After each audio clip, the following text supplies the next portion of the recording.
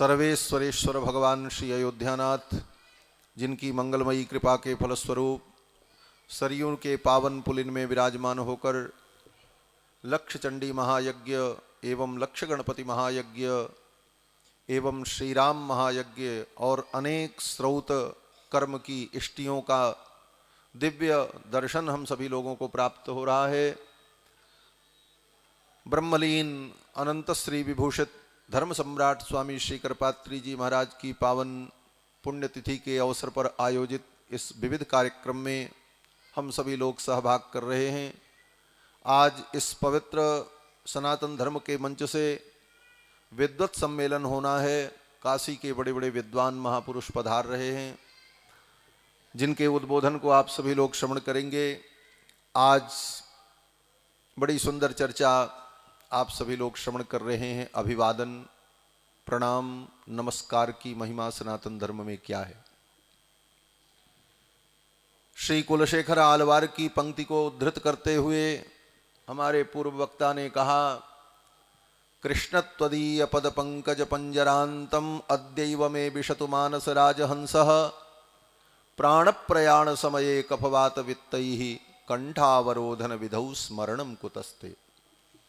श्री कुलशेखर आलवार भगवान के परम भक्त हुए केरल प्रांत में। उनकी ये रचना है। मुकुंदमाला स्तोत्र में उन्होंने भगवान की जो स्तुति की है, उस स्तुति में वो कहते हैं, कृष्ण त्वदीय पद पंकज पंजरांतम अद्यैव मे विशतु मानस राजहंसः प्राण प्रयाण समये कफवात पित्तैः कंठावरोधन विधौ स्मरणम कुतस्ते। कुलशेखर आलवार भगवान के परम भक्त थे। उनके विषय में गाथा है कि प्रतिदिन वो नगर में घोषणा करवाते थे, तैयारी करो, रंगनाथ भगवान का दर्शन करने के लिए चलना है, रंगनाथ भगवान की यात्रा के लिए चलना है।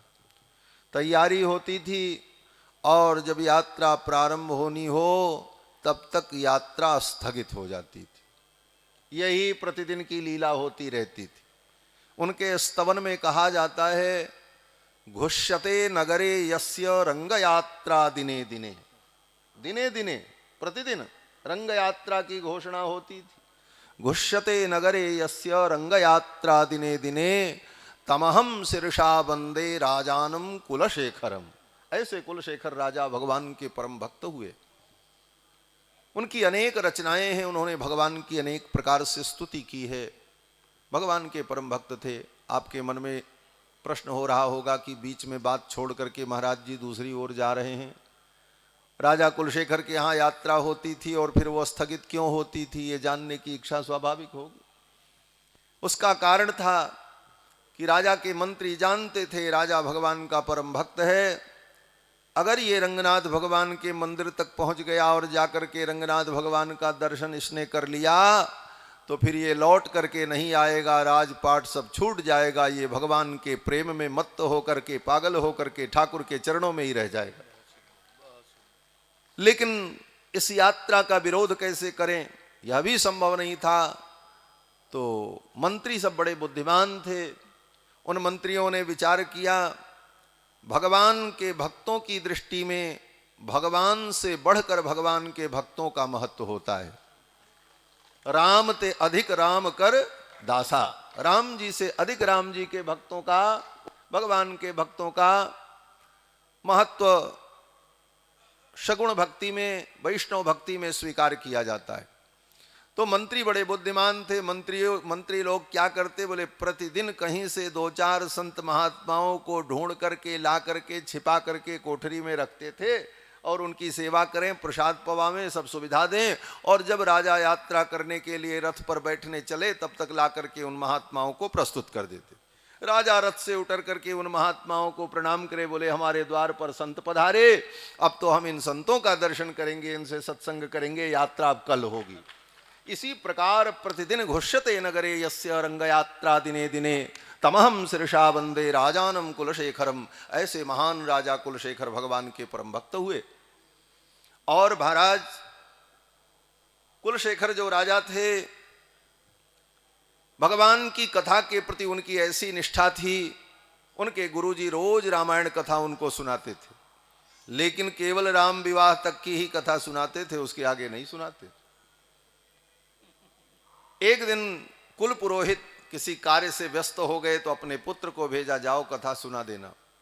लेकिन उस पुत्र को मालूम नहीं था कि कथा कहां तक सुनानी है।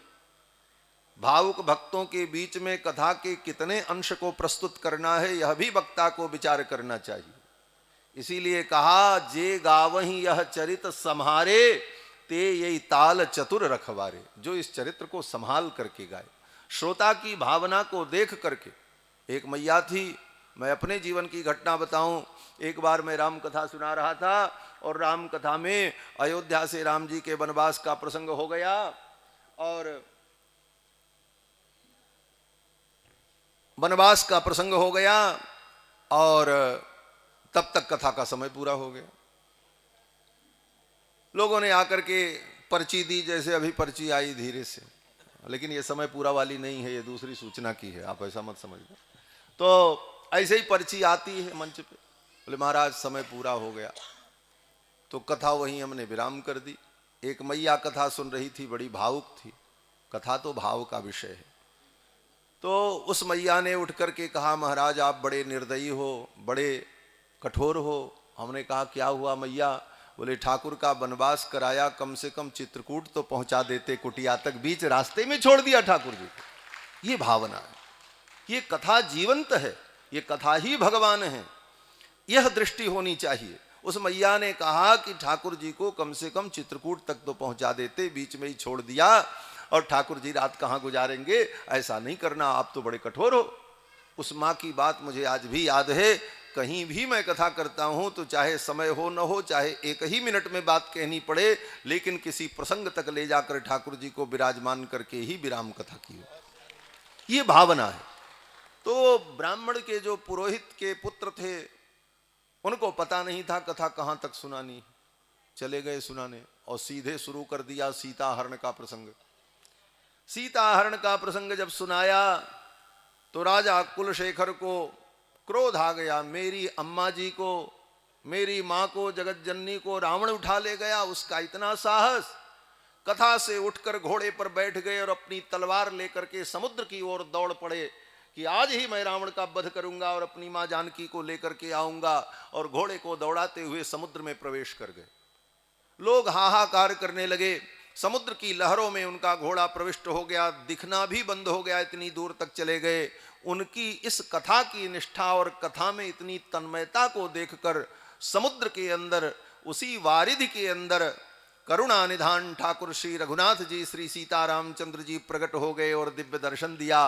और भगवान ने कहा ये लीला त्रेता युग की थी, आज तो कलयुग चल रहा है, तुम कथा में इतने भाव में आ गए, इसलिए मैं तुम्हें दर्शन देने आया हूँ। ये माँ जानकी देखो मेरे बगल में विराजमान है, रावण का तो त्रेता में ही वध हो चुका है। ये सब कह करके भगवान ने कुलशेखर राजा के मस्तक पर हाथ रखा और भक्ति का वरदान दिया। ऐसे महान राजा कुलशेखर हुए। उनकी ये रचना है कृष्णत्वदीय पद पंकज पंजरांतम। दो पाठ है इसमें, पंजरांते भी है, पंजरांतम भी है।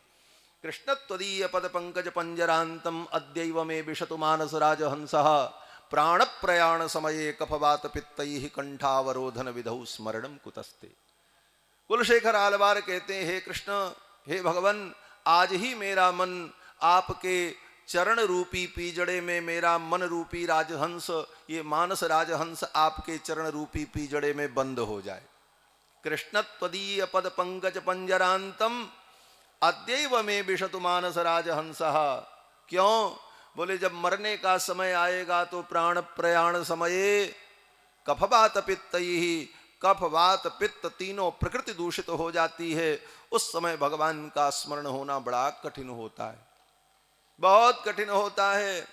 शरीर की 72,000 नाड़ियां फटने लगती हैं। मरते समय प्राणी को कितना दुख होता है। बोले महाराज जो मरे सोई जाने। अब जब मरेंगे तो हम भी जानेंगे, और जो मरेगा सब ही मरेगा, सबको जानना पड़ेगा। और विडंबना तो ये है जो मर के गया वो बताने नहीं आया। इसलिए शास्त्र के आधार पर ही हम विचार करते हैं कि मरने के समय बहुत दुख होता है।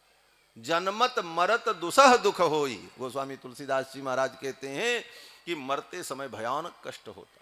72,000 नाड़ियां फटने लगती हैं, बात पित्त कफ तीनों प्रकृति दूषित हो जाती है, कफ आकर के गले में अटक जाता है, श्वासावरोध होता है। ऐसी स्थिति में भगवान का स्मरण बड़ा कठिन है। और अगर व्यक्ति स्मरण करना भी चाहे तो ये परिवार के लोग स्मरण नहीं करते देते। डॉक्टर कह दे कि अब ये मरने वाले हैं तो फोन करके सबको बुला लेते हैं, चले आओ अब दादाजी जाने वाले हैं। सब आ गए, नाती पोता परपोता बहू बेटा जो जहाँ थे सब आ गए, जैसे तैसे बाबूजी को देखने के लिए सब घेर करके बैठ जाते हैं। और फिर कहते हैं ये देखो ये फलाने आए हैं, ये देखो आपको मिलने आए हैं। वह व्यक्ति मरते समय अगर भगवान का स्मरण करना भी चाहे तो संसार के प्राणी उसे भगवान का स्मरण नहीं करने देते, अपना स्मरण कराते हैं, अपना स्मरण कराते हैं। ये देखो ये अमुक आए, तुमसे मिलने आए, आपको देखने आए हैं, ये कह करके उस व्यक्ति को भगवान का स्मरण छुड़ा करके व्यक्तियों का स्मरण कराते हैं, अपने मोह के कारण, अज्ञान के कारण।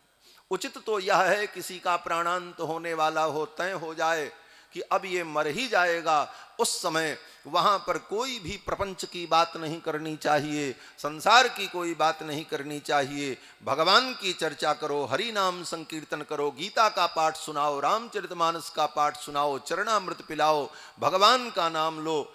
इस प्रकार का वातावरण वहां पर उपस्थित करना चाहिए जिससे उस जीव को भगवान का स्मरण हो जाए और वो भगवान का स्मरण करते हुए इस दुनिया से चला जाए। इसी के लिए तो सारा साधन है। जन्म जन्म मुनि जतन कराही, अंतराम कही आवत नाही। इस चौपाई का एक अर्थ लोग ये कर लेते हैं कि जन्म जन्म मुनि जतन कराही, अंतराम कही आवत नाही। जन्म जन्म मुनि लोग जतन करते हैं लेकिन अंतिम समय में राम जी का नाम मुख में नहीं आता है। ये सीधा सीधा अर्थ लोग समझ लेते हैं, लेकिन इसका विशेष अर्थ ये है कि जन्म जन्म मुनि जतन कराही, जन्म जन्म से मुनि लोग जब जतन करते हैं तो अंतराम कही, अंतिम समय में राम जी का अगर स्मरण हो जाता है तो आवत नाही, फिर वो जीव इस संसार में नहीं आता है, सदा के लिए मुक्त हो जाता है। ये तात्पर्य है इसका। जन्म जन्म मुनि जतन कराही, अंतराम कही आवत नाही। अगर उसने राम नाम कह लिया, भगवान का स्मरण कर लिया तो फिर संसार में नहीं आता है। यही भगवान नाम स्मरण की महिमा है। गीता में भी भगवान कहते हैं यम यम वापि स्मरण भावम त्यजन्त्यन्ते कलेवरम तम तमे वैति कौन्तेय सदा तद्भाव भावितः। मरते समय जो जिस भाव का स्मरण करता उसी भाव को प्राप्त हो जाता। तो मरते समय भगवान का स्मरण हो, उस जीव को ये प्रयास करना चाहिए। लेकिन परिवार के लोग अपना स्मरण कराते हैं। और उससे भी बड़ी विडंबना तो यह है जब वो मर जाता है, उसका प्राण निकल गया, तब उसके बगल बैठ करके लोग कहते हैं राम नाम सत्य है, राम नाम सत्य है। अरे यही राम नाम सत्य पहले बताया होता जब वो जिंदा था, अब जब मर गया तब कह रहे हो राम नाम सत्य है। अब तो सुनने वाला गया, जिसको सुना रहे हो तो चला गया, पहले सुनाना चाहिए था। लेकिन लोग कहते राम नाम सत्य है। एक महात्मा कहते थे संसार का धोखा है। बोले क्या धोखा है? बोले बचपन में सिखाया कि धराधाम सत्य है। बचपन में यही बताते ये जो देख रहे हो सब सत्य है, ये तुम्हारा घर है, ये तुम्हारा मकान है, ये तुम्हारी खेती है, ये तुम्हारा दरवाजा है, ये तुम्हारी गाड़ी है, ये तुम्हारी वस्तुएं हैं। संसार यही बताता है। बचपन में सिखाया कि धराधाम सत्य है, जवानी में बताया कि अर्थ काम सत्य है, जब पंछी पिंजड़े से उड़ चला तब लोगों ने कहा राम नाम सत्य। ये जीवन का सबसे बड़ा धोखा है, मानव जीवन का यह विडंबना है जीव की। बंधुओं, तो भगवान के चरणों में आज ही हमारा मन लग जाए। कृष्णत्वदीय पद पंकज पंजरांतम अद्यैव में विशतु मानस राजहंसः प्राण प्रयाण समये कफवात पित्तैः कंठावरोधन विधौ स्मरणम कुतस्ते। कहाँ आपका स्मरण होगा? इसलिए हे प्रभु, आपके चरणों में मेरा मन लग जाए। मैं आपको प्रणाम करता हूँ। एक बात इस संदर्भ में और कह दें कि देखो, भगवान का स्मरण जीव करे ये बड़ी उत्तम बात है, लेकिन अगर सच्चे मन से उसने भगवान का भजन किया, ठाकुर जी के चरणों में आत्मसमर्पण किया, शरणागति की, तो अंतिम समय में अगर वो भगवान का स्मरण न कर सके तो चिंता की बात नहीं है। भगवान कहते हैं कि मेरा भक्त, समर्पित भक्त, शरणागत भक्त अगर मरते समय मेरा स्मरण न कर सके तो मैं ही उसका स्मरण कर लेता हूँ। ये भगवान का वचन है महाराज, और वराह पुराण का वचन है। भगवान वराह कहते हैं यदि वातादि दोषेन भक्ता माम च विस्मरेत। भगवान कहते हैं कि यदि बात पित्त कफादि दोष के कारण भक्त मुझे भूल जाए, यदि बातादि दोषेन भक्ता माम च विस्मरेत अहम स्मरामि मद्भक्तम नयामि परमाम गतिम, मैं उस भक्त का स्मरण कर लेता हूं, उसे परम गति प्रदान कर देता हूं। इसलिए भगवान की शरण में आ जाने पर, शरणागति कर लेने पर अंतिम स्मृति की भी कोई बहुत आवश्यकता नहीं रह जाती है। भगवान कहते हैं अहम स्मरामि मद्भक्तम नयामि परमाम गतिम। बात एक ही है, जीव भगवान का स्मरण कर ले, चाहे भगवान जीव का स्मरण कर ले, चाहे ककरी पर चक्कू गिरे, चाहे चक्कू पर ककरी गिरे, कटना तो ककरी को है। चाहे जीव भगवान का स्मरण कर ले, चाहे भगवान जीव का स्मरण कर ले, सदगति तो जीव को ही प्राप्त होनी है और जीव की परम गति हो जाती है। तो कहने का तात्पर्य कि भगवान को प्रणाम करना, अभिवादन, अभिवादन हम संसार में भी जो अभिवादन करते हैं, यह अभिवादन एक शिष्टाचार है। अभिवादनशीलस्य नित्यं वृद्धोपसेविनः चत्वारि तस्य वर्धन्ते आयुर्विद्या यशो बलम। ये पंक्तियां आपने सुनी। किसी के अभिवादन से जीव को 4 चीजें प्राप्त हो जाती हैं, आयु, विद्या, यश और बल। यह तो लौकिक फल है, परंतु अभिवादन यथार्थ रूप में समस्त प्राणियों के अंदर अंतर्यामी रूप से विद्यमान जो परमात्मा है, उन परमात्मा का ही अभिवादन किया जाता है। सिया राम मैं सब जग जानी, करहूं प्रणाम जोरी जुग पानी। इस भाव से हम प्रणाम करते हैं। और प्रणाम का कितना महत्व है, हमारे आचार्य कहते हैं अंजलि परमा मुद्रा क्षिप्रम देव प्रसादिनी। ये अंजलि मुद्रा ऐसी मुद्रा है जो तुरंत देवता को, इष्ट को, श्रेष्ठ को प्रसन्न कर देती। अंजलि परमा मुद्रा क्षिप्रम देव प्रसादिनी। ये अंजलि मुद्रा शीघ्र प्रसन्नता प्रदान करने वाली है। इस मुद्रा का बड़ा महत्व है। महाराज, न्यायाधीश आपको सजा सुनाने वाला हो, लेकिन हाथ जोड़ लो उसके सामने, झुक जाओ, तो उसे भी दया आ जाती है। ये अंजलि परमा मुद्रा क्षिप्रम देव प्रसादिनी, ये प्रसन्न कर देने वाली मुद्रा है। और ये प्रणाम, अभिवादन ही हम परमात्मा को कर सकते हैं। इससे ज्यादा हम परमात्मा के लिए क्या कर सकते हैं? और हम क्या कर सकते हैं? सब वस्तु तो परमात्मा की ही दी हुई है, क्या हम उसको देंगे? अभिवादन ही मुख्य है। इसीलिए वेद भगवान कहते हैं ईशावास्योपनिषद में, अग्ने नय सुपथाराये अस्मान देवव्युनानि विद्वान जो योध्यस्मज्जुहुराण मेनो भूयिष्ठान्ते नम उक्तिम विधेम। वेद भगवान कहते हैं, क्या कहते हैं? कि अग्ने नय सुपथाराये, हे अग्नि, सुंदर मार्ग से मुझे ले चलो। देखो, वेदांत में जितने भी देवतावाचक शब्द आते हैं, अग्नि, ब्रह्मा, इंद्र, ये सब परमात्मा के वाचक हो जाते हैं। कर्मकांड में तो देववाचक हैं, कर्मकांड में देवता परक इनका अर्थ लिया जाता है। इंद्राय स्वाहा इदम इंद्राय नमः, वो इंद्र को आहुति दी जा रही है।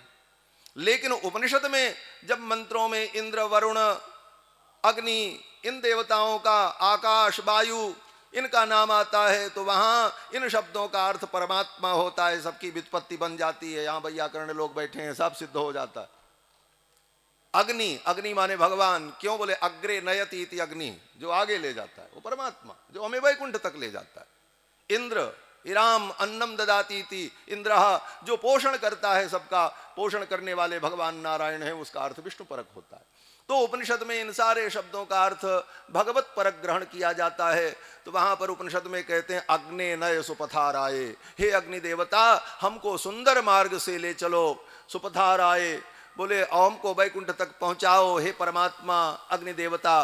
तो प्रश्न हुआ, इसके बदले में मार्गव्यय क्या दोगे? तुम्हारे पास देने के लिए कोई किराया उराया है? कम से कम गाड़ी में डीजल तो भराओगे। तो भगवान से जीव कहता है, महाराज हमारे पास कुछ नहीं है, नम उक्तिम विधेम, केवल मैं नमस्कार कर सकता हूं, यही भी है बस। नम उक्तिम विधेम, नमस्कार की एक उक्ति मेरे पास है बस।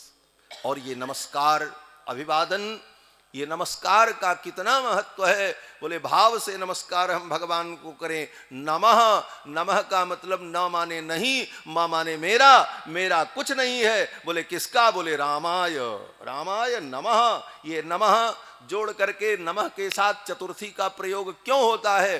कहते हैं कि नमः स्वस्ति स्वाहा सुधा अलम बखट योगाश्च एभिर योगे चतुर्थी स्यात्। जो महर्षि पाणिनि कहते हैं कि इनके योग में चतुर्थी विभक्ति का प्रयोग होगा, तो नमः के साथ जो चतुर्थी का प्रयोग, तो चतुर्थी क्या है? बोले चतुर्थी का नाम है संप्रदान। संप्रदान, कर्ता कर्म करण संप्रदान। तो चतुर्थी विभक्ति का मतलब है संप्रदान। तो जहां भी नमः शब्द का प्रयोग होता है वहां चतुर्थी विभक्ति, रामाय नमः, कृष्णाय नमः, गोविंदाय नमः, माधवाय नमः। तो ये माधवाय, कृष्णाय, गोविंदाय, ये सब चतुर्थी विभक्ति। तो चतुर्थी का अर्थ क्या है? बोले संप्रदान। संप्रदान का मतलब सब कुछ हमने प्रदान कर दिया भगवान को, रामाय, कृष्णाय, गोविंदाय। बोले तुम्हारा क्या है? बोले नमः, मेरा कुछ नहीं है, सब कुछ परमात्मा का है। सकल भूमि गोपाल की, सब परमात्मा की है। मैं भी भगवान का हूँ, मैं सेवक समेत सुत नारी, मैं भी भगवान का सेवक हूँ। इस भाव से जो नमस्कार अभिवादन है वह जीव को मुक्ति प्रदान करने वाला है। इस प्रकार के नमस्कार का विधान करते हुए भगवान श्री रामानुजाचार्य के परमाचार्य श्री यामुनाचार्य स्वामी जी महाराज आलवंदार स्तोत्र में अंजलि मुद्रा की महिमा का वर्णन करते हुए कहते हैं, त्वदीय मुद्दिश्य कदापि केनचित यथा तथा वापि सकृत कृतोंजलि तदैव मुष्णात्यशुभान्यशेषतः शुभानि पुष्णाति न जातु हीयते। बड़ी सुंदर पंक्ति है। इसके ऊपर वेदांत देशिकन स्वामी जी ने बहुत बड़ी व्याख्या लिखी है। वेदांत देशिकाचार्य ने इस पंक्ति का सामान्य अर्थ केवल मैं कहूंगा, क्योंकि और भी वक्ता हैं बोलने वाले। आचार्य चरण कहते हैं, हे प्रभो त्वदीय मुद्देश्य, हे भगवान आपको उद्देश्य करके, हमारे नमस्कार का उद्देश्य भगवान हो। तो कहते हैं त्वदीय मुद्देश्य कदापि, कभी भी, दिन में, रात में, 12 बजे। देखो प्रणाम भी भगवान ही एक ऐसे हैं जिनको आप कभी भी प्रणाम कर सकते हो, और सबको आप हमेशा प्रणाम नहीं कर सकते। रात को 12 बजे, 2 बजे आपका मन करे कि हम अपने गुरुजी को जाएं प्रणाम करें, गुरुजी सो रहे हैं, और जा करके जगा के प्रणाम करो, 2 थप्पड़ मिलेगा। बोले रात में प्रणाम करने का समय है? कोई बहुत विशिष्ट व्यक्ति हो, उसको सवेरे सवेरे 4 बजे पहुंच जाओ, बोले महाराज हम प्रणाम करने आए, भगा देगा आपको। लेकिन भगवान को बोले रात को 12 बजे भी आपका मन करे, नींद खुल गई, बैठ करके प्रणाम कर लो, रामाय नमः, कृष्णाय नमः, गोविंदाय नमः, ठाकुर स्वीकार कर लेगा। आचार्य चरण कहते हैं त्वदीय उद्देश्य कदापि, कभी भी, और केनचित, कोई भी प्रणाम कर ले। हाँ, सबको सब प्रणाम नहीं कर सकता। बड़े बड़े महात्माओं के यहाँ, बड़े बड़े महापुरुषों के यहाँ, जो अच्छे हैं, जिनका बड़ा सम्मान है, जिनका परिचय है, वही भीतर जा करके वहां तक प्रणाम कर सकते हैं, बाकी तो गेट ही से भगा दिए जाते हैं। लेकिन भगवान के लिए, बोले भगवान के लिए कहा गया केनचित, कोई भी व्यक्ति, कदाचित, केनचित, कितने सुंदर शब्दों का प्रयोग है आचार्य। त्वदीय उद्देश्य कदापि केनचित, और कैसे भी प्रणाम कर ले, यथा तथा वापि सकृत कृतोंजलि, जैसे तैसे, यथा तथा, कैसे भी वो भगवान को प्रणाम कर ले। एक हाथ से प्रणाम कर ले, दोनों हाथ से प्रणाम कर ले, मत्था झुका करके कर ले, साष्टांग लेट करके कर ले, जैसे उससे बन पड़े कर ले। त्वदीय उद्देश्य कदापि केनचित यथा तथा वापि सकृत कृतोंजलि, और सकृत अंजलि, एक बार प्रणाम कर ले, दोबारा फिर करे न करे कोई बात नहीं, एक बार भी कर लिया तो कर लिया। सकृत कृतोंजलि, उसका परिणाम क्या है, उसका फल क्या है? बोले तदैव मुष्णात्य अशुभान अशेषतः, उसी समय उसके जीवन के जितने अशुभ हैं उनका मुषणन हो जाता है। मुषणन माने भगवान मुषणाति, भगवान उसका मुषणन कर लेते हैं। जैसे मूस होता है, मूस का नाम मूस क्यों है? चूहे को संस्कृत में भी मूस कहा जाता है, मूसकः। मूसकः मतलब मुषणाति, मुषणाति माने जो बटोर ले। चूहा क्या करता है? बोले सारा माल बटोर करके ले जा करके बिल में रख लेता है, इसीलिए उसका नाम मूस है। निरुक्त में मूस का यही अर्थ किया गया है, मुषणाति मूषः, जो मुषण कर लेता है। तो भगवान भी तदैव मुष्णात्यशुभान शेषतः, उस प्रणाम करने वाले जीव के सारे अशुभों का भगवान मोषणन कर लेते हैं, उसे मूस लेते हैं, बटोर लेते हैं। और तदैव मुष्णात्यशुभान शेषतः शुभानि पुष्णाति, और उसके शुभ का पोषण कर देते हैं। और कितने शुभ का पोषण करते? बोले न जातु हीयते, सदा सदा के लिए उसका शुभ ही होता है, मंगल होता है। तो भगवान को प्रणाम करने की इतनी महिमा है शास्त्र में। यह भी एक बहुत बड़ी भक्ति है। इसीलिए जब कभी याद आ जाए, कुछ न बन सके, कहीं भी बैठे रहो, आनंद में बैठे रहो, भगवान की याद आ जाए, वहीं से आंख बंद करके रामाय नमः, गोविंदाय नमः, कृष्णाय नमः, वासुदेवाय नमः, सनातनाय नमः, रामाय नमः, रामभद्राय नमः, रामचंद्राय नमः, जो ठाकुर का नाम याद आ जाए वहीं से प्रणाम कर लो। ये प्रणाम मात्र से ठाकुर प्रसन्न हो जाते हैं। सकृत प्रणाम किए अपन आए, गोस्वामी तुलसीदास जी कहते हैं एक बार कोई प्रणाम कर ले तो ठाकुर उसको अपना लेते हैं। अब आप विचार करना अभिवादन का कितना महत्व है। अभिवादन तो करना ही चाहिए और अपने से बड़ों का अभिवादन तो सदा करना चाहिए। ये लोक सृष्टि है, लोक का व्यवहार है। लोक व्यवहार में अगर आप किसी को प्रणाम नहीं करते हैं श्रेष्ठ जनों को तो आप अशिष्ट कहलाते हैं। तो हम अशिष्ट न बने, इसलिए लोक व्यवहार में भी श्रेष्ठ जनों को हम प्रणाम करें और प्रणाम करते समय ये भाव हो कि जिसको हम प्रणाम कर रहे हैं उसके हृदय में भगवान विराजमान हैं, अंतर्यामी परमात्मा, मैं उनको प्रणाम कर रहा हूं। अंतर्यामी पर्यंत बोध का अनुभव करते हुए प्रणाम करना, तो यह प्रणाम जीव को परम कल्याण की प्राप्ति करा देता है।